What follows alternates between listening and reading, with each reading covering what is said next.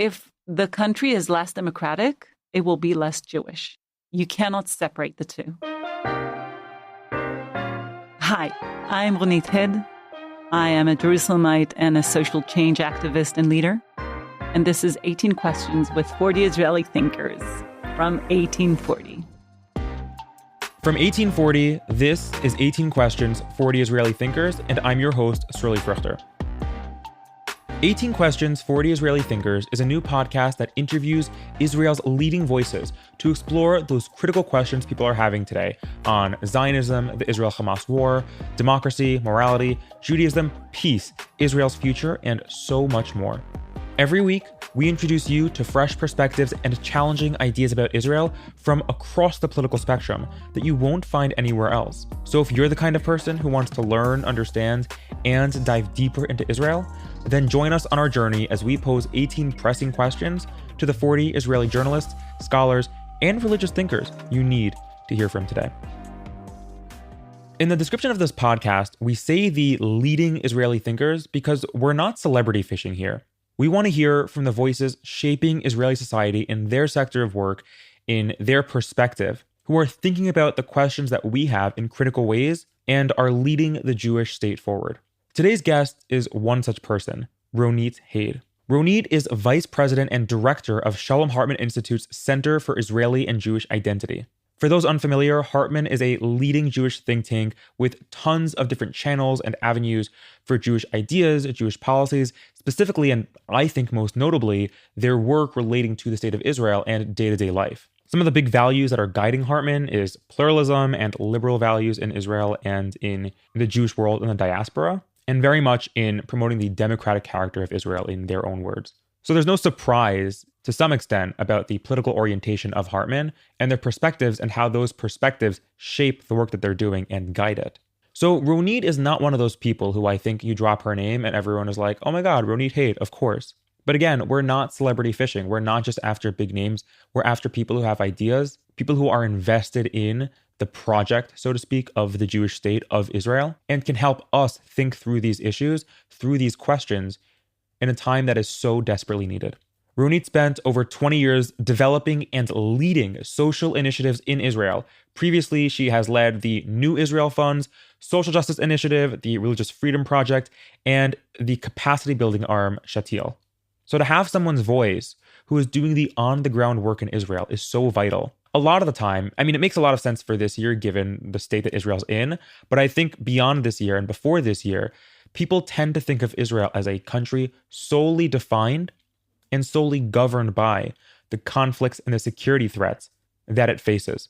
But like every other country, Israel has its own internal temperament and policies that are guiding and operating the state. Economic policies, social policies, religious policies. Ronit works and worked intimately in all of those spaces. She holds an MPA from the Harvard Kennedy School as a Wexner Fellow and an MA in social psychology from the Hebrew University of Yerushalayim.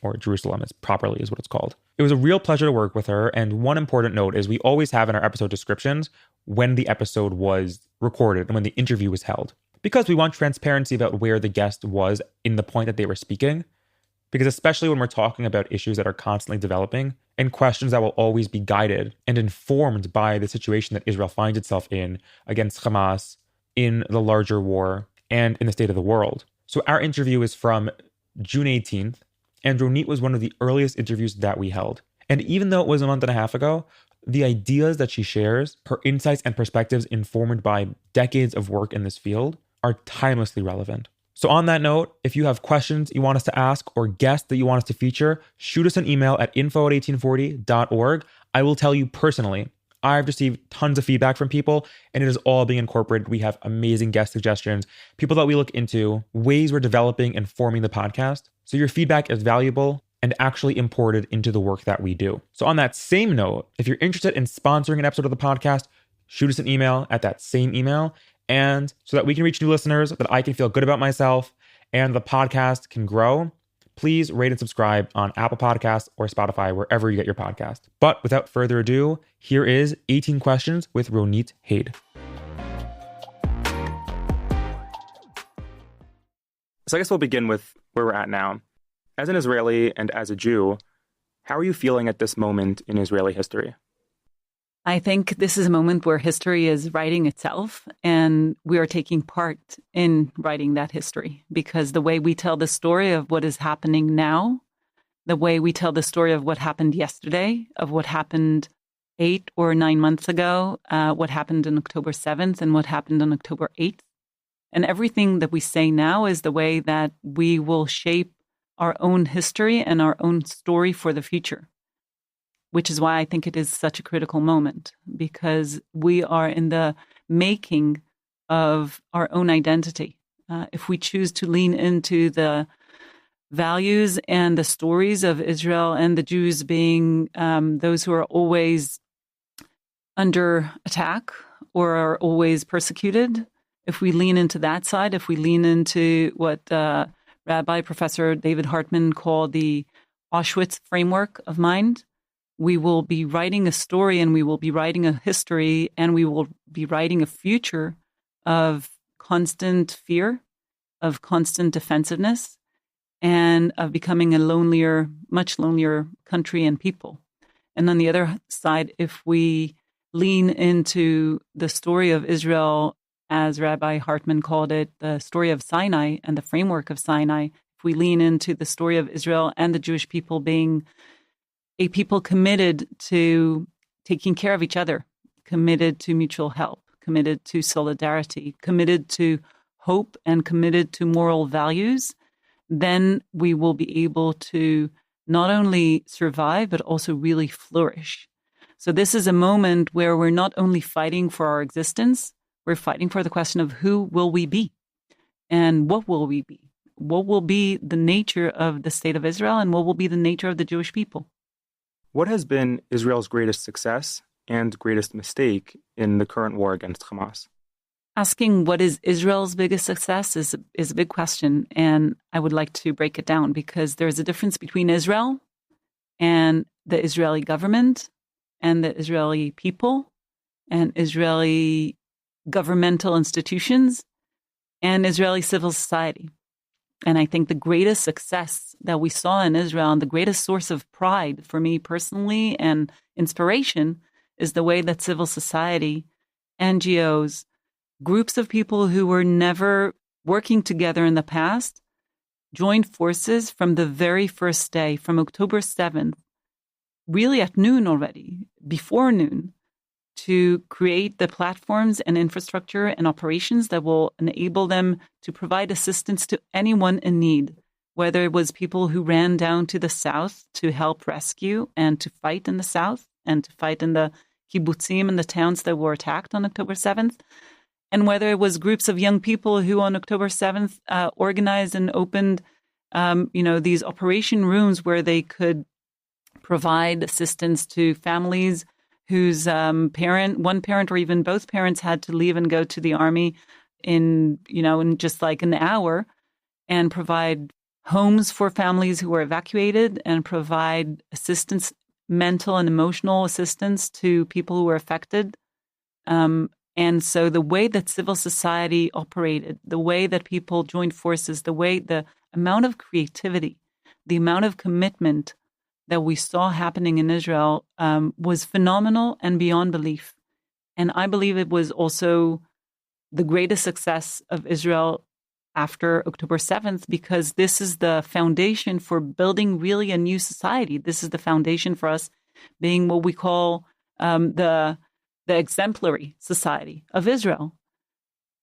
On the other hand, the greatest failure was the lack of the government and the lack of formal leadership that was needed. The fact that there was no one from the government, and this continues to be the case, where both from government institutions and within the government itself, the lack of response, the lack of responsiveness to the needs of people on the very first days after October 7th, the fact that people needed to, those civil society organizations and those volunteer groups organized laundry machines for the people, for the families who were evacuated. Yes, I know that the municipalities in the end managed to step up and to find the way to provide laundry for families who are living in hotels, but it is still very lacking. It is still not the needed answer that those families need. So we're seeing basically, on the one hand, as we see in many cases, the leadership failures of formal leadership and the formal authority not being there. And on the other hand, the informal authority, people who are exercising leadership from where they're using the sources of informal authority and being creative and seeing the need and being able to identify the gap and to be able to diagnose the situation and work in order to address the needs. And I think that's the combination of success and failure at the same time. What do you look for in deciding which Knesset party to vote for? That's a great question. First of all, I look for values and topics that the party is committed to working on. Obviously, the actual platform, although in recent elections, and unfortunately, as you know, we had many elections in the last few years. There were those terrible 2 years where we had 5 elections in a time frame of 2 years. So in the recent elections, the platforms weren't really written or published. And unfortunately, there's a disregard or I would say lack of enough focus on what the party is actually saying they will do. Beyond that, also looking at what kind of values the party and the leaders in that party, not necessarily just of the leader of the party, but the leading figures in that party, demonstrate how much they are mensches, how their personality comes out in whether they're being condescending, whether they're being too, talking only about the outrageous. I am someone who sees the radical need for change on the one hand, but at the same time, I don't believe that radical talk is effective in politics, because the art of politics is being able to be very clear on your values, very clear on your priorities, but at the same time be able to understand what are the other points of views and how do I work to build both the coalitions, the political coalitions that are needed, but also the human coalitions that are needed. So I'm looking for people who can do and hold both of these abilities, and also be in a way that they know that they need to have questions. They know that they need to have doubts. Of course, a politician needs to present, being sure of his or her point of view and his or her position.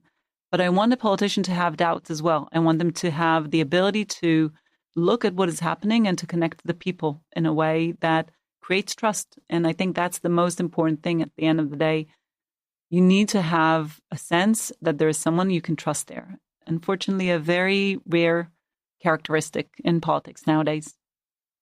Which is more important for Israel, Judaism or democracy? That's not a fair question. And I will say why it's not a fair question, or maybe not. It's not a question of fairness.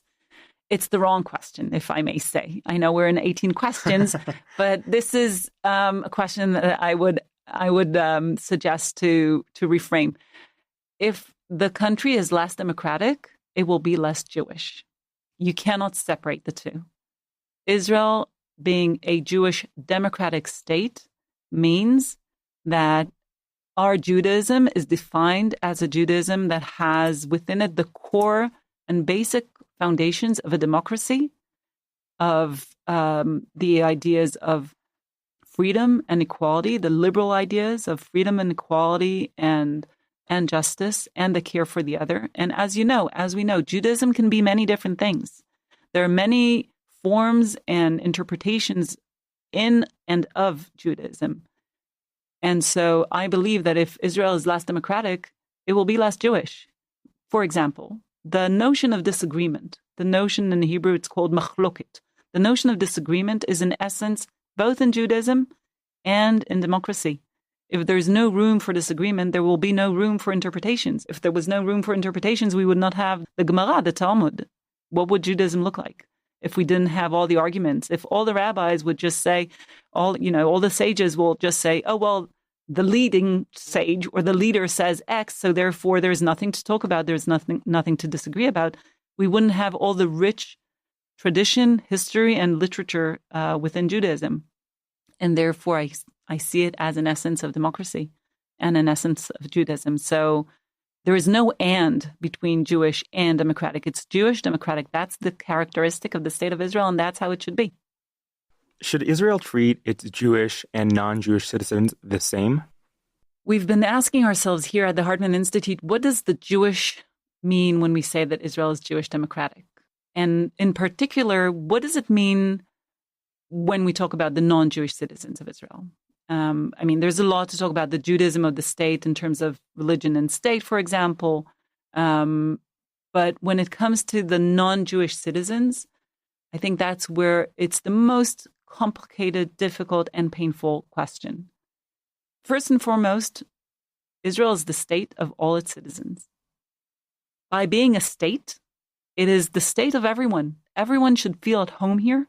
Everyone should have the same sense of ownership and the same sense of belonging and the same sense that they have a voice and that they have a role and that they have the place for this to be their state, to be their country. And I believe, even though it's hard, and I do not have the formula yet, that Israel can and should be both the homeland of the Jewish people and at the same time the state of all its citizens. What does that mean? As I said, I don't have the full formula, but I think, first of all, it means that the sense of belonging to the tradition and the culture and the way that Israel celebrates its Jewish history should always be there. But at the same time, it should not negate the fact that there are citizens in the state of Israel that have a different identity and belong to a different identity group and belong to a different national group.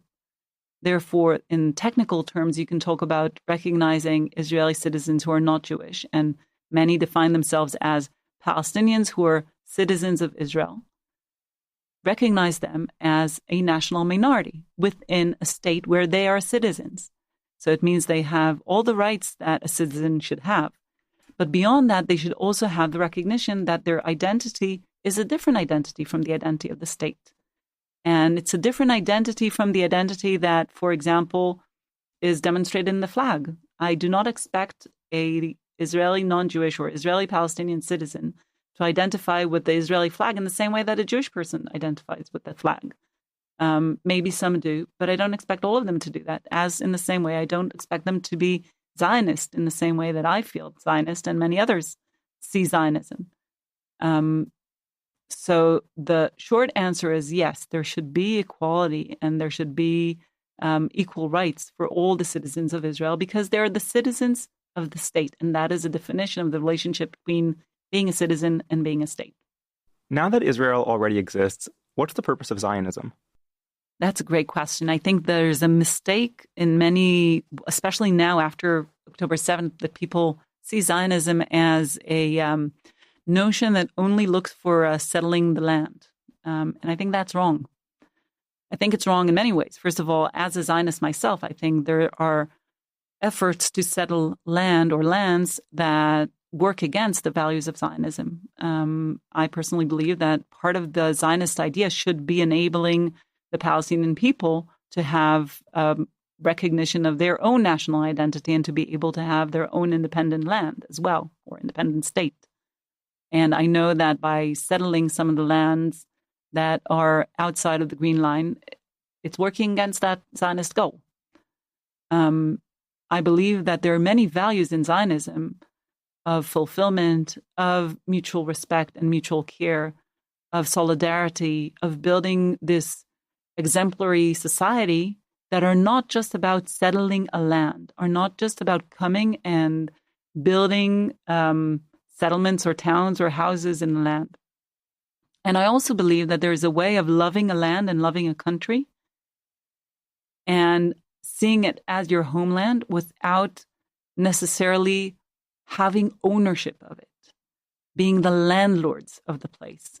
I think all these concepts are only damaging Zionism. I believe that the idea that, if I may quote Tal Becker, who's has been a senior faculty here at the Institute and is now these days entering a new job of also being vice president of the Institute.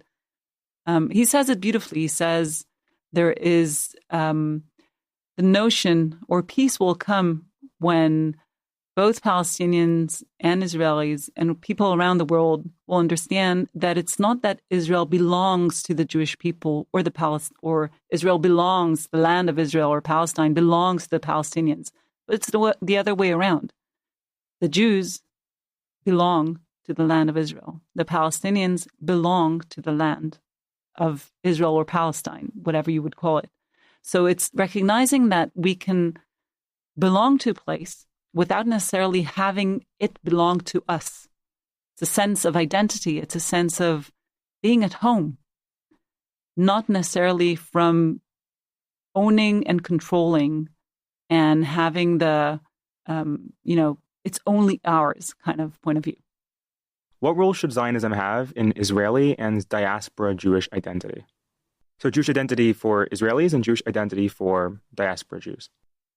First of all, for Jewish Israelis, Zionism is the embodiment of what it means to be a Jew who lives in Israel, and what it means to be part of building this society and part of building this state and part of having my own values reflected in or constantly struggling in order to make sure that my values are reflected in the public sphere, in policies, in the government.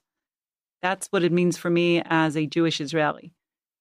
In many ways, I always joke about the fact that Judaism for Jewish Israelis is a little bit like the water for the fish, where one fish meets another fish and asks the other fish, how's the water today? And that fish says to the first one, what is water? Okay, because that's what Jewish Israelis feel many times, that Judaism is it's in our environment in a way that we don't even think about it.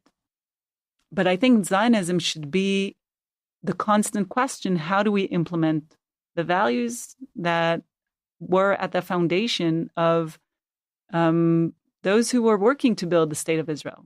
And I'll give you an example. There's a beautiful text. It was actually a speech that was given by Berl Katzenelson, one of the fathers of Zionism and of the state of Israel. And he gives a speech about the idea of not being sure and feeling that you have doubts. The uncertainty? The uncertainty, yes. It's the uncomfortable or embarrassed uncertainty. And not constantly being committed to an idea that you don't always ask yourself and you don't question, why am I committed to these values? And I think this is a beautiful example of a question that I know that those who were busy building the land and state of Israel and establishing all the mechanisms of governance here in Israel were asking themselves. I have a lot of criticism, by the way, some of the questions that they were avoiding, because I think there was a lot of work that they were avoiding. For example, what would be the relationship between the Jewish and non-Jewish Arab Palestinian citizens of Israel? And they had some fantasy of, okay, well, we'll work out somehow. And maybe not a fantasy, or maybe they were disillusioned and worried, but they just couldn't handle it. But I think they left some unanswered questions. But the value of doubting and the value of asking and feeling and being committed to this, not being completely confident, is a beautiful value that I want people to constantly ask themselves. What is my role as an Israeli Jewish person? What is my Zionism? What does it mean for me to be committed to ensuring that all people from all walks of lives, from all religions, from all national backgrounds, from all genders, feel comfortable in this place? So that is Zionism for Israeli Jews. For diaspora Jews, I think the question is, what does it mean for me to be connected to a nation, to a people, where I know that there is a land that is the homeland of that nation, and I have my commitment to it, and I have my relationship to it. It doesn't define necessarily who I am, and the way I relate to it doesn't mean if I'm, for example, supportive of that state and of its moves, it means I'm a good person, and if I'm not a good person, but rather that it enables me to ask questions of how does the sovereignty of Jewish people implies in my own identity. What does it mean for me, the fact that Israel has power and that Jewish people have the power as a sovereign state? What are the values and what are the commitments that I wanted to hold? So this is what I think Zionism would mean for Jews outside of Israel. If you were making the case for Israel, where would you begin? There is no place in the world where people are as true and committed and fired up and sometimes too intense, but very emotionally committed to ensuring that our lives are good here at the end of the day. And I think, the example I always think of is when my kids were babies, the countless number of times where people will come up to me and suggest something. Oh, maybe the baby's too cold. Maybe it's too warm for the baby. Maybe you should they were in this, I would wear them in like baby carrier. Aren't they suffocating in there? Are they okay? And like all these people are always caring and asking. People were always wanting to help. The level of solidarity, the level of commitment to each other is like nowhere else. And that goes across different groups and different cultural backgrounds. And I think that's also one of the biggest hopes for me, or one of the biggest sources of hope for me and optimism for Israel, is knowing that even though there are huge challenges and polarization has never been so high in Israel, the level of commitment of a person to a person at the end of the day is like nowhere else in the world. Which question do you think we're up to? I have no idea. We're a little over halfway through. Okay. It's coming to a close. Okay. 50%. Can questioning the actions of Israel's government and army, even in the context of this war, be considered a valid form of love and patriotism to Israel? Of course, it is a way of showing support and love and care for Israel. It is a commitment. It is a must. There is no way that people can let the government of Israel, the army, and the people of Israel go unquestioned. It must be constantly questioned. I'm a big believer in loving Israel and criticizing it. I'm a big believer that my role as a citizen and as a Jew is to ensure that I constantly ask questions and that I constantly not just criticize for the sake of criticizing, but that I'm there to make sure that the government is doing what it needs to be doing in a way that represents the values. So the question is not, can it be regarded as?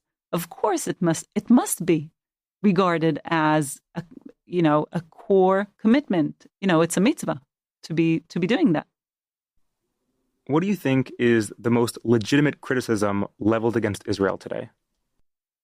My biggest criticism, which is, of course, I therefore think it's legitimate because it's my criticism, is that the Israeli government, and again, I'm making this distinction between the Israeli government and the Israeli people and Israel as an entity. The Israeli government is not only taking actions, but letting statements take place, letting statements be said and heard in ways that are violating the norms of Judaism, humanity. Even if none of these statements will actually be translated to action or to decisions, they should not be said. They should not be said not only because it sheds a bad light on Israel. It is immoral to say them. I think it's immoral to talk now about resettling Gaza. It's immoral, definitely, to talk about settling a new settlement in South Lebanon. It violates not just the norms of our society, but I think the norms of being a person. It is letting messianic, very extremist agendas, even if they don't shape what the government is doing. And I still want to believe that it's not shaping, definitely not what the army is doing. And I know that the army is working and doing everything they can based on strong moral foundations. But the fact that there are extreme right-wing voices and extreme messianic agendas in the government means that in terms of portraying Israel and portraying, it's like talking about intentions. So even if you don't then go ahead and do something about these intentions, just by saying it creates a reality or creates an imagination. So I think there is the problem is in what is happening with a political imagination.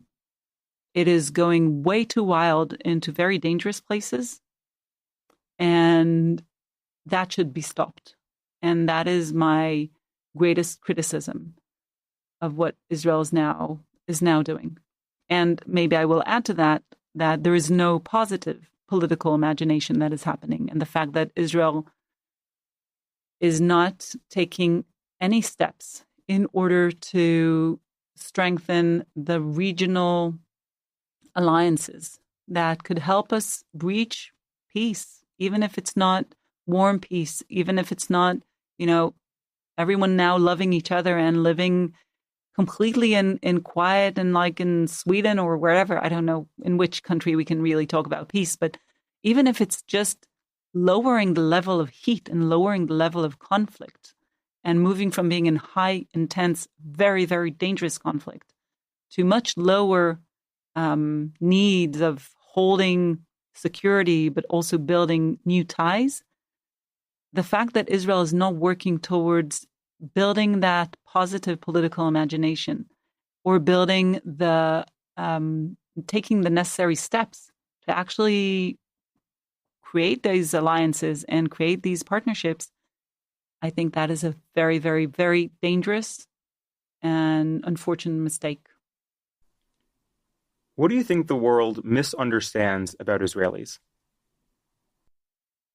I think the world, and especially I'm seeing it, well, now it's in many places around the world. I think the world has fallen into the dichotomy of the oppressors and oppressed in a way that completely misses the situation in Israel.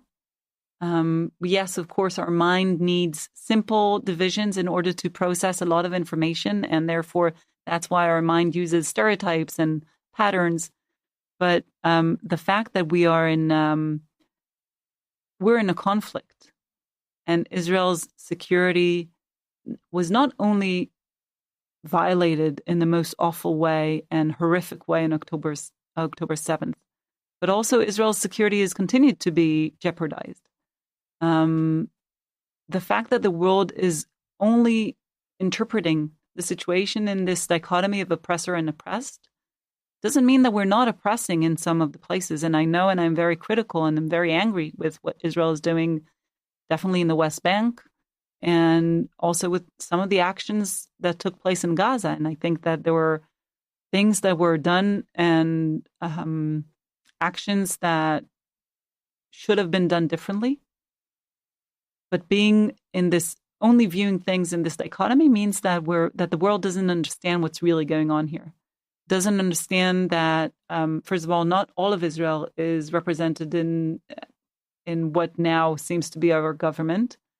I think the world knows that there's a lot of criticism towards Netanyahu and the government, even during the war. But that's, I think, something that the world doesn't see. And I wish I could say that I think that the world doesn't understand how traumatized we are. Unfortunately, I will say that I think the world understands how traumatized we are, but the world is working in the world. Maybe that's to say the world is kind of all encompassing, but a lot of people hold a zero-sum game in their head. And I understand it, but it's hard for me to see the fact that people outside of Israel, and it's the same problem here in Israel, that if you hold the pain of one side in your heart, you cannot see the pain of the other. I think that's the biggest failure of all of us now, here in Israel and outside of Israel. Not being able to understand that there is pain on both or on all sides, and that pain is pain is pain. It's a problem within Israeli society that it cannot see the pain, unfortunately, of the people who are suffering in Gaza, innocent people who are not Hamas fighters and are not terrorists. And it's very, very hard for people to understand and see the pain. And at the same time, I think the world who is seeing very understandably the pain that is happening in Gaza cannot understand and see the pain that is still happening and still very, very, very present in Israeli society. Is opposing Zionism inherently anti-Semitic? No. Do you want a longer answer than the no? Yeah, if you could briefly elaborate, that'd be great. There's become a mix between being it's not just anti-Zionist. Criticizing the government is not being anti-Israel. Being anti-Israel doesn't mean you're anti-Zionist, because I think you can, first of all, if I'll go with the first one, criticizing the government obviously is not anti-Israel because the government changes, let's hope. But a government can make different decisions, and there are different political forces that are working and operating. Being against Israel and what Israel as an entity, as a state is doing, is not necessarily against the very notion that the Jewish people do not have a right for self-determination. It could be criticizing the way that the Jewish people are exercising their self-determination. It could be a criticism of what Daniel Hartman calls our coming home cannot be at the expense of others. So our coming home and building the Jewish homeland is at the expense of others, and we need to be facing that expense and understanding what we're doing with it. And we need to see what it means and what is the price. But anti-Israel doesn't mean anti-Zionist. And then going from being anti-Zionist doesn't mean being necessarily anti-Semitic. I do think, and maybe I'll say first why, I think because there is a difference between saying this Zionism project, there is no way that it can work. And I think there are people who are saying that. There's no way that it can work without violating the rights of other people. I think it's a very simplistic, and as I said earlier, a very dichotomous kind of zero-sum game view, which is not the real world, but I can see why people would be saying it, even if I strongly disagree with it. But it doesn't mean the Jews don't have their right to exist or to flourish or to do anything, whether it's in the society or economy in other countries. I do feel and I do see, however, that there is a spillover, a very strong spillover, where there are some cases where people are being anti-Zionist and actually they're masking anti-Semitism, where people are being critical of Israel, but it's really sitting on this historical notion that the Jews are the source of all evil and the Jews should be blamed for everything that is bad in the world, whether it was the crucifixion of Jesus, whether it was everything else that has happened in history. So I can see there are traces and there are spillover effects. And I think part of what the world needs to be and see is to be courageous enough to actually decipher when is it really anti-Zionism, where there are actually anti-Semitic, truly racist sentiments that are hiding under this anti-Zionism or anti-Israel. What role should the Israeli government have in religious matters of Israeli society? A government, not the current government, an ideal, I don't know even if ideal, but a government, Judaism in public sphere in Israel should be in values and culture, not in religious practice. Religious practice, Jewish practice, and I come from a secular home, so I'm saying it based on my own experience, but also based on what I see around me. Religious Jewish practice is a personal matter. It's a personal or family or sometimes community matter. The role of the state is to enable the different manifestations and the different ways of practicing one's Judaism to be carried out in the public sphere, whether it is in the way that a community wants to, handle its public life on Shabbat. So there could be a community where they would want to ensure that there's no public transportation on Shabbat, because for most people, public transportation would violate the way they want to keep Shabbat. And there could be a community that is going to the beach. And because Shabbat is the time where you do something for yourself, for your family, when you care for your own soul, and different communities can enable that to happen in different ways. The role of the government would be to enable the different communities, different localities, to shape the Jewish life, in the public sphere, in ways that are the most compatible with the characteristic of the people who live there. And what the government should definitely not have is a very narrow understanding of what Judaism is and what Judaism means, and hold it in different mechanisms that, like the Rabbanut, the rabbinic establishment, which has nothing to do with Judaism. It is a political system that I would say uses Jewish ideas and Jewish values for political reasons. Not political necessarily of the government and political parties, but for power, for questions of power and control and resources and money. Do you think peace between Israelis and Palestinians will happen within your lifetime? That's a very painful question. I want to believe very much that yes. I'm a very stubborn optimist. And I will say that even though my optimism is now, as Ernst Bloch said, that hope is optimism with a scarf of mourning, of grief.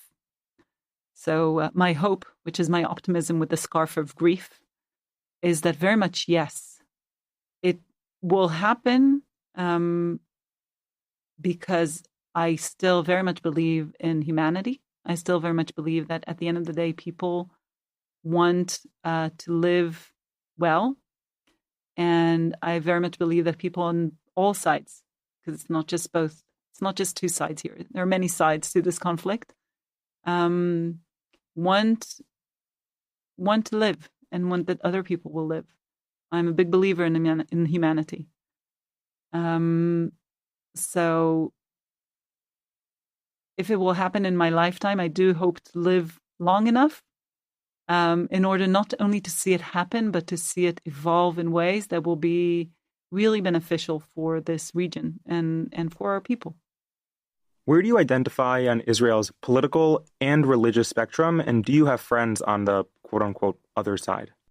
As I mentioned, I'm secular, and I am in the liberal. I think Israel is in such a mess now that even defining right or left is not the right thing. I think the whole definition of what is right and what is left, it has been already like that for years in Israel, but after the judicial overhaul / reform of the past year before October 7th, it was very clear that we're in a different stage. And there are the people who believe that Israel should be a liberal Jewish democracy and people who thought that maybe Israel shouldn't be not necessarily liberal. So I'm very much on ensuring and wanting to ensure that Israel will be a liberal, a Jewish liberal democracy. And do you have friends on the other side of the religious and political spectrum? Not only do I have friends, I'm married to a family where several of the people in that family, and God bless them, they are 8 siblings. My husband is one of 8. Oh, I am as well. Oh, great. It's a lot of fun and a lot of different opinions around the Shabbat dinner table. So yes, I have many connections with people, and not only from my husband's family, but very close friends who have different political views than I do. I am very curious. I'm committed to practicing curiosity. When I talk with them, it doesn't always work. Sometimes it's very hard. Sometimes I really need to hold steady because they say something that I find outrageous. and I find insulting my moral values. Like, how can you say something like that? But I think I gain a lot and I learn a lot when I hear them say to me what I think or what I say or what my positions reflect and what they make them feel. And I have a lot of really good conversations with them. With one of them after the recent elections, we met a couple of weeks afterwards. He lives in a settlement, and I said to him, how could your people let that happen? How could you let Ben Gvir be elected into the government like that? And he told me, no, don't worry. You'll see. He will be more mild. He personally didn't vote for him, but he said a lot of people that I know voted for him, partially because there weren't other options of someone from the national religious sections from those factions. And then a few months ago, he came up to me and he said, Ronit, I'm sorry, you are right. And I think part of our responsibility is now to be not only cautious, but to be very attentive and to notice these shifts. There are very, very interesting and important shifts in loyalties that are happening in Israel. If I was loyal to a certain identity group, sometimes things, and especially after October 7th, change and shift. And so these shifting loyalties will create these cracks for new partnerships, new ideologies that can grow. So I'm a big believer in having friends from a very different political view. What's a book you think everyone should read about Israel? Now, I'm saying it as a mother to a 16-year-old, almost 16-year-old, who will be going to the army in a couple of years. I think it's called The End of the Land, To the End of the Land. So a book, I think, any person who wants to understand Israel now, in these moments, should read David Grossman's To the End of the Land, which is about a woman who leaves her house and goes on a huge trip around the northern part of Israel because she doesn't want the army to come and knock on her door and tell her that her son was killed in the war. And she has this beautiful quote. David Grossman wrote it, and she says there, for this announcement, there need to be two sides. The one that announces and the one that receives the announcement. And if the one that is supposed to receive the announcement is not present, is absent, then the announcement cannot happen, which is why she runs away. In Hebrew, literally the name means running away from the announcement. And as a mother and as an Israeli who is experiencing the pain and the grief and the worry and the sorrow because of the acoustics of Jerusalem hills, I hear from my bedroom window the funerals on Mount Herzl in the military cemetery there.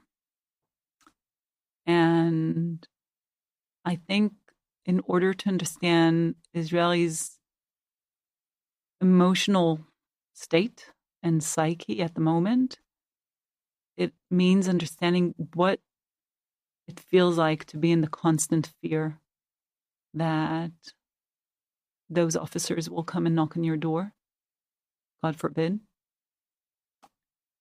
or the door of someone who is close to you or your neighbors.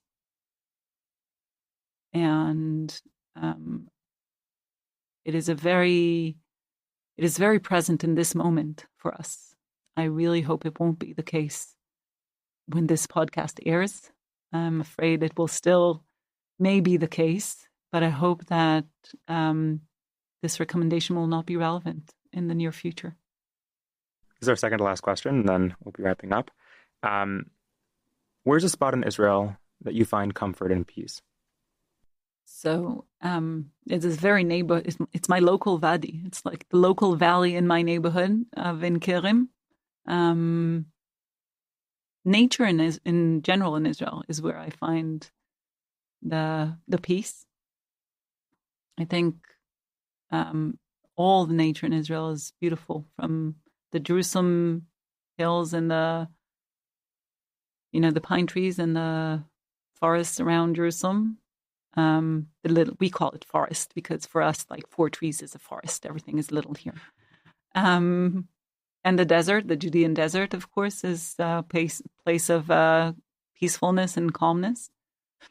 But I actually find, I don't know if that's what you were looking for, but I find a lot of hope in the big demonstrations,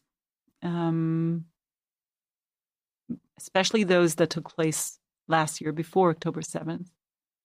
And even now, although they are very difficult and they're also unfortunately becoming very violent with quite a lot of police violence as well towards some of the demonstrators. But those are the moments and the places where it is like getting a boost of hope and energy and knowing that there are so many people with you who are committed to really making Israel the best place and really making it live up to the ideas and the values of the foundation of the state of Israel, to really make Zionism be what it is and should be, of the ideas of equality and freedom and justice and the care for all human beings. And so it's not very peaceful, these demonstrations. They're very, very, very loud and very noisy. But it's a very strong place of hope. And so that leads us to the last question.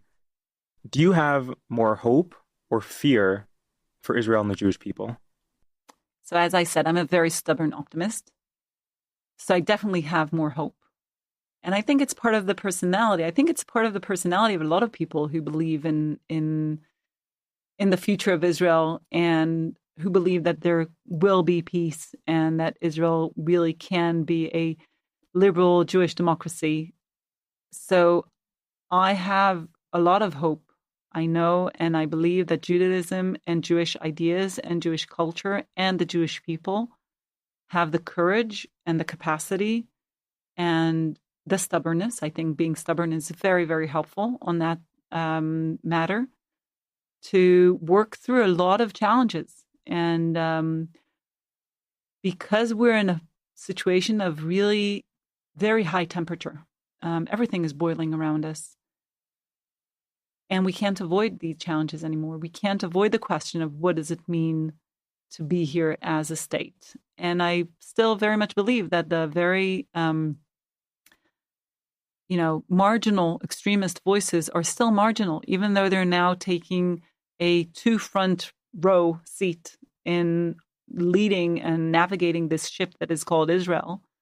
I think they're very marginal. And I think that within both what was traditionally called the left and the right in Israel, most people believe in humanity.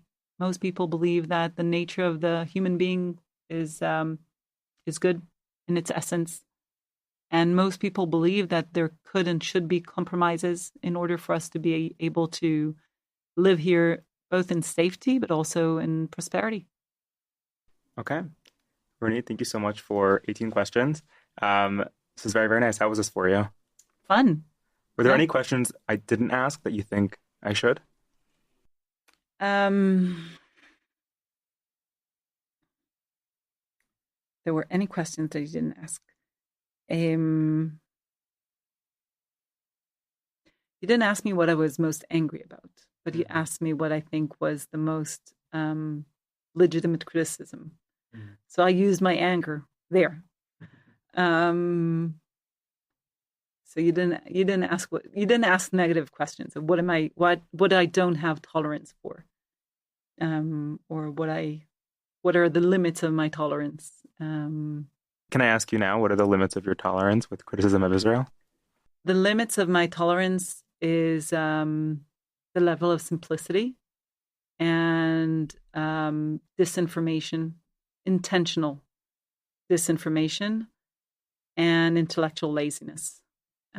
Anywhere and any time I see or hear or feel or read that someone is writing something in order to either promote themselves and make a point, or to create a provocation, or even if they believe in it, I cannot tolerate when people are being dishonest and using fake, not even having the integrity of checking their sources before they use information that they, send on WhatsApp or quote or anything like that. And especially when it comes from people who are supposed to be, very intelligent.